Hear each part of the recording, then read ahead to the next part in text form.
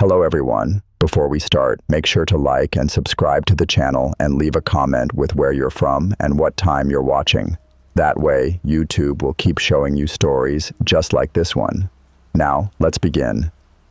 They flew me in on a Friday. The government called it Station C-18, a remote weather outpost 100 miles north of Kotzebue, deep in the Alaskan interior. On paper, it was just a climate research station. But I've worked enough federal contracts to know when things don't add up. The station had gone silent 3 days before. No satellite data, no radio. The team of 4 meteorologists inside, 2 men, 2 women, hadn't sent a single message, so they sent me in. I was the technician, the fix-it guy, just another ghost for hire. We landed on a snow-crusted strip next to the station, the plane's engines barely fighting the wind. Pilot didn't shut it off, said he'd circle for 45 minutes, no more. I approached the station. Every window was completely frosted over from the inside. Door was ajar, not broken, not forced, just open. Inside, the heat was still on, but the air was ice cold, like something had sucked all the warmth straight out of the walls. A half-eaten meal sat frozen on a metal tray in the kitchen, coats still on hooks. A coffee mug shattered on the floor, as if dropped mid-sip. But no people. I searched every room, every laboratory. The server room was still humming, its blinking lights casting faint red glows on the steel walls. I found a recorder in the main office, one of those cheap digital loggers scientists use for notes. I pressed play. At first, just static. Then a woman's voice whispering, "It walks when the wind is strongest. We saw it in the blizzard. We thought it was a bear." Click. Another voice, male, trembling. "It doesn't leave prints, doesn't make noise, just watches." I saw its reflection in the glass, but it wasn't behind me. Then screams, guttural, abrupt, and finally, silence. I backed out of the office, recorder in hand. Something in the air had changed. The lights flickered once, just once. But in that instant, I saw a shadow move across the hallway mirror. A tall one, too tall to be human. I turned, nothing there, but the cold. It got worse, like the heat was being pulled through my skin. I returned to the control room. I needed to grab the hard drives and go, but the screen, the one connected to the external camera feed, was glowing. Footage was still recording. I clicked playback. At 2:17 a.m. the previous night, during a blizzard so thick the entire screen looked like static, one of the crew members appeared outside, barefoot, wearing nothing but scrubs. He walked up to the camera and stood there, unmoving, for 5 full minutes, and behind him, through the swirling snow, something emerged. It stood a foot taller than him, skin like frozen bark, no eyes, just a face covered in cracks and something moving beneath. The moment the figure touched the man's shoulder, he collapsed in the snow like a marionette with its strings cut. The creature looked into the camera. The feed cut to black. My hands are shaking writing this. The storm's coming in again. But I just heard the metal door downstairs creak open, and I swear I locked it. I stared at the door frame. It was definitely open wider than before. I stood motionless in the corridor, straining to hear something. Anything. No footsteps, no creaking, just the endless howl of the wind outside and the low hum of the dying fluorescent lights above me. Then, a distant clatter, metal on metal. It came from the maintenance level below. I tried the radio. Nothing but static. My emergency GPS beacon? Dead. The battery had been yanked out, and I hadn't noticed. Panic prickled up my spine, but I knew better than to bolt blindly. I took a crowbar from the storage rack and began a slow descent down the steel stairs to the basement. Each step echoed too loud. Each breath felt stolen.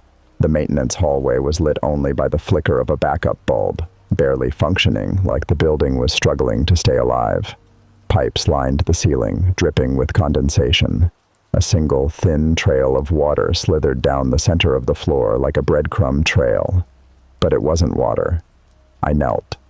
It was blood, thin, partly frozen. It led to the generator room.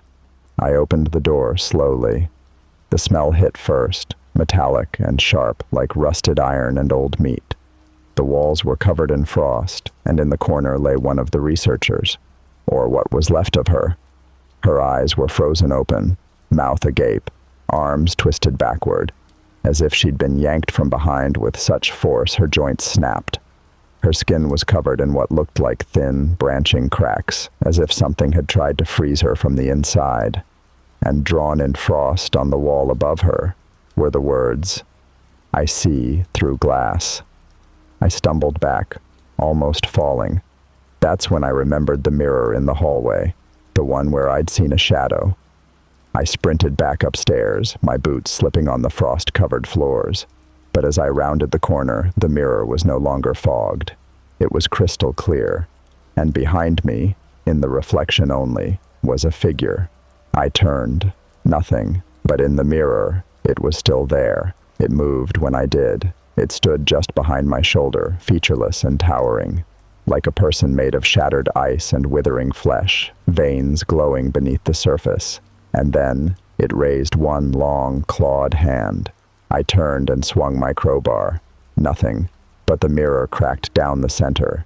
Instantly, the temperature dropped so fast I felt the moisture in my lungs freeze.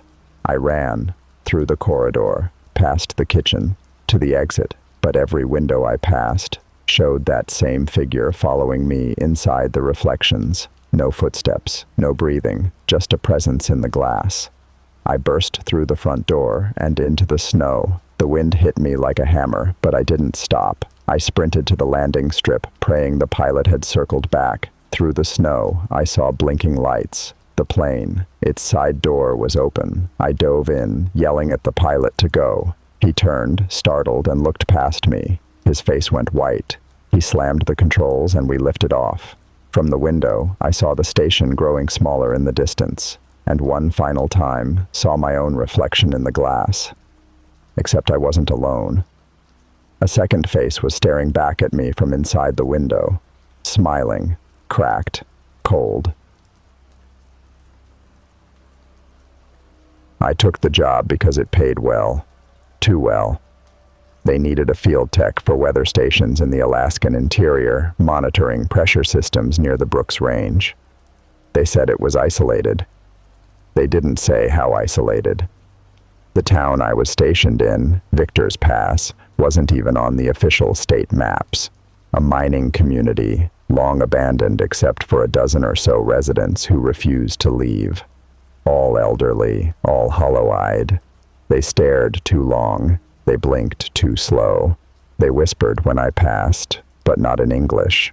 I stayed in a prefab unit near the edge of town, alone, no cell service, just a landline that only dialed out.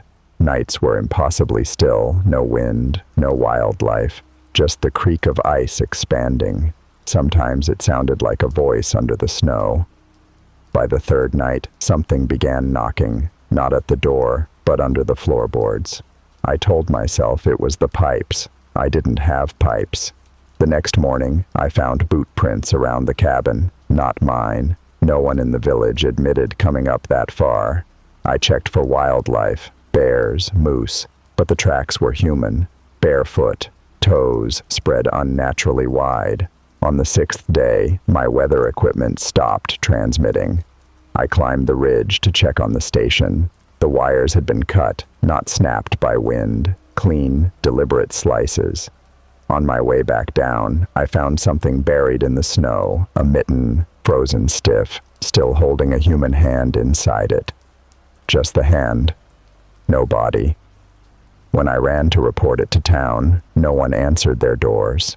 It was like the village had emptied overnight. That night the knocking came again. Only this time, it was at the window, and I was on the second floor. The second floor window was rimmed with frost. A silhouette lingered beyond the glass, too still, too quiet. I froze, my breath clouding the air in thick white bursts as I reached slowly for the flare gun I kept on the shelf.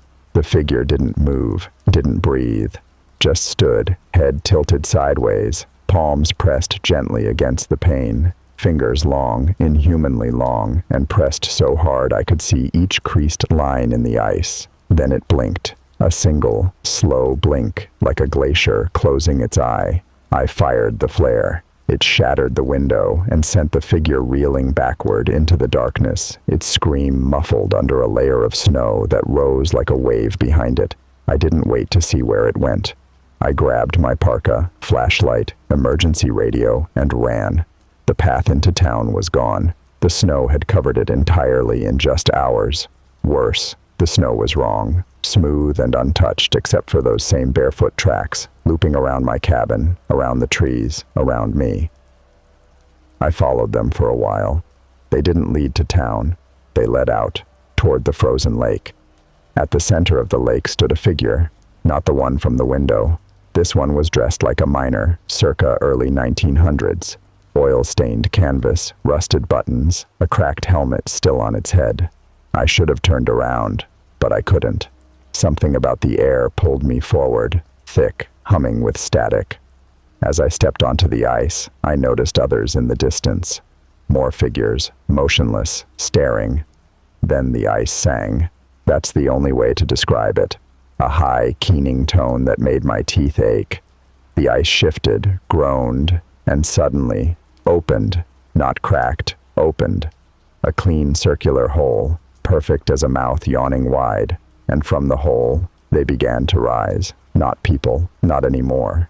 Their skin was too pale, eyes sunken and glowing faintly blue, as if some ancient frost burned behind their pupils. Their mouths never moved, but I heard them whisper directly into my mind. The thaw must never come. I ran, my legs barely obeyed. Behind me, I could hear the soft slap of those barefoot things following, not running, but gliding, skimming across the ice as if gravity didn't apply. I reached the tree line just as the first rays of sun pierced the sky, and like that, they vanished. No footprints, no hole, no humming. The town was back, lights in windows, smoke from chimneys. When I stumbled into the diner, the old folks didn't even glance up. One of them, a man who hadn't spoken a word to me before, slid a cup of coffee my way and said, "You went to the lake, didn't you?" I didn't answer. He nodded, slow. "Now they know you." I left that same day, chartered a plane from a logging camp 40 miles south and never looked back. But sometimes, when I leave the window open on a cold night, I still hear the knocking, and the ice still sings.